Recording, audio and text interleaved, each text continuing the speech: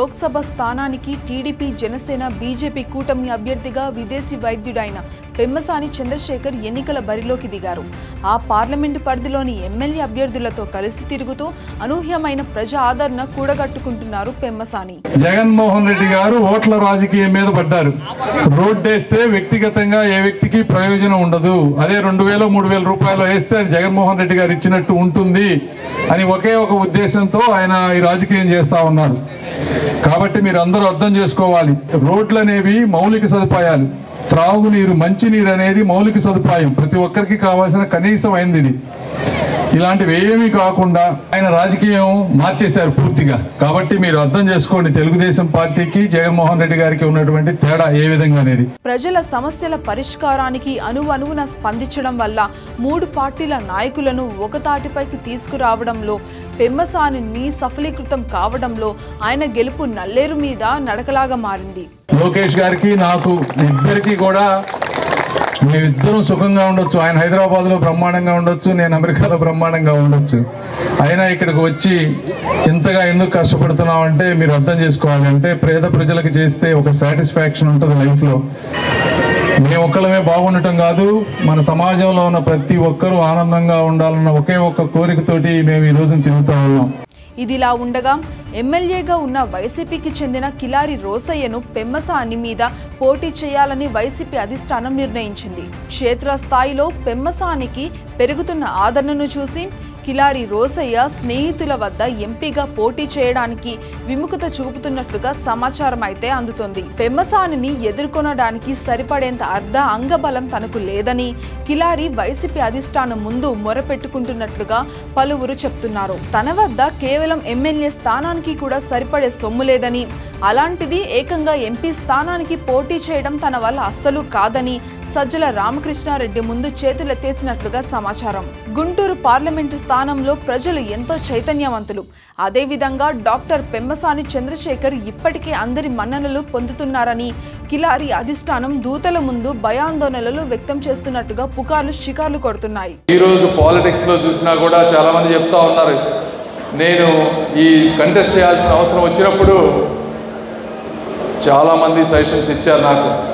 ఇందులోకి పోతే మీరు అన్ని అబద్ధాలు చెప్పాలి, మీరు అబద్ధాలు చెప్పే వ్యక్తి కాదు, ఎలా తట్టుకుంటారు, మిమ్మల్ని ఫ్యామిలీని పిచ్చి పిచ్చిగా మాట్లాడతారు, బూతులు తిడతారు, వాటిని తట్టుకోగలరా, ఏసీ రూముల్లో ఉన్నారు, ఎండల్లో చెమటల్లో తిరగగలరా, ఇలా తర్వాత ఎన్నో తప్పులు చేయాలి, ఇలాంటివన్నీ ఎన్నో చెప్పారు.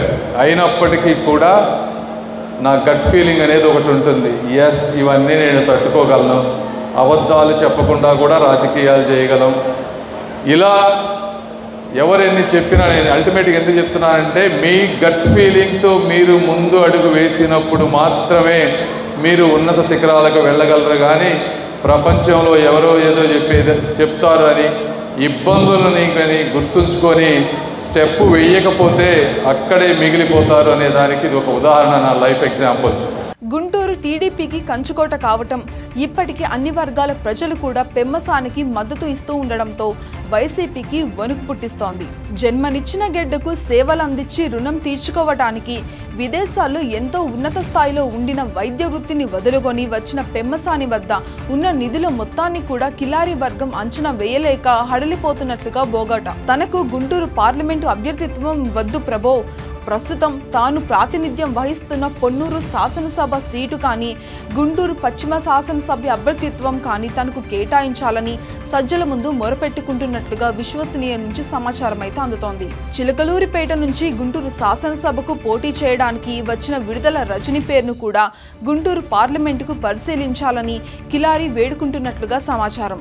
మొట్టమొదట కిలారి బామ్మర్ది ఉమారెడ్డి వెంకటరమణ పోటీ చేయించాలనుకున్న అధిష్టానానికి ఆయన నుంచి నిరాశకత ఎదురవ్వటంతో కిలారి రోసయ్యను పోటీకి పురమాయించినట్లుగా విషయం తెలిసిందే. రోసయ్య గుంటూరు లోక్సభ పరిధిలో క్షేత్రస్థాయిలో పలు కోణాలలో పరిశీలన చేసి అందిన సమాచారంతో పూర్తిగా పోటీకి వెనుకంజ వేస్తూ ఉండడంతో తాడేపల్లి ప్యాలెస్లోని వైసీపీ అధినాయకత్వానికి దిక్కుతోచిన పరిస్థితి నెలకొంటున్నట్లు తెలుస్తోంది. తొందరపడి నిర్ణయం తీసుకోవద్దని, కొన్ని రోజుల వరకు అందరూ ఆగమని కిలారిని బతిమలాడుతున్నట్లుగా వార్తలు కూడా గుప్పమంటున్నాయి. ఉగాది పండగ పోయిన 2-3 రోజులకు గాని గుంటూరు వైసీపీ అభ్యర్థిత్వం పైన స్పష్టత వచ్చే అవకాశం అయితే లేదు. అక్కడి నుంచి ఎవరిని బరిలోకి దింపాలన్న ఆలోచనతో అటు సజ్జల ఇటు ఎమ్మెల్సీ ఉమారెడ్డి వెంకటేశ్వర్లు ప్రముఖ నాయకులు అయోధ్య రామిరెడ్డి మరికొంతమంది అందరూ కూడా తర్జన భర్జనలు పడుతున్నారు. పెమ్మసానిని ఎదుర్కొనే సమవుజ్జి వైసీపీలో కానరాక పెద్దలు తలలు పట్టుకుంటున్నట్లుగా రాజకీయ విశ్లేషకులు నొక్కి వక్కాలిస్తున్నారు. చంద్రబాబు నాయుడు గారికి నేను చెప్పాను, కనీసం 1-2 ఎమ్మెల్యే స్థాయి పోస్టులు కాపు సోదరులకు రేపు గవర్నమెంట్ వచ్చిన వెంటనే ఇవ్వాల్సిన అవసరం ఉంది. అది ఆయన కూడా ఒప్పుకున్నారు. దానికోసం నేను కూడా పోరాటం చేస్తాను. అందులో ఎటువంటి విషయం వెనక్కి తగ్గేది లేదు.